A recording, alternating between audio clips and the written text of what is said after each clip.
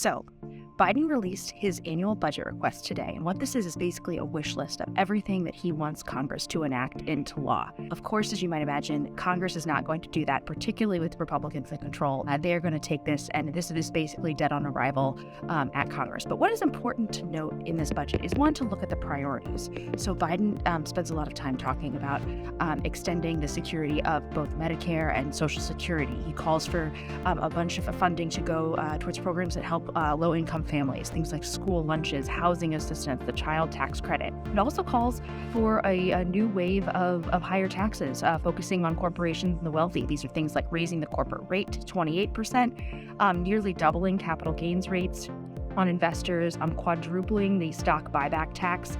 A bunch of ideas that Democrats have talked about for several years, but mostly have been unable to do even when they did control Congress. So you can expect that a lot of these ideas aren't going to become law anytime soon. Republicans want spending cuts, Democrats don't. This is really Biden's opening bid in those conversations. What's noteworthy is that he doesn't give a lot of concessions to Republicans here. He's digging in deep, which spells that later this year, the fights over the debt ceiling and the budget are going to be really big.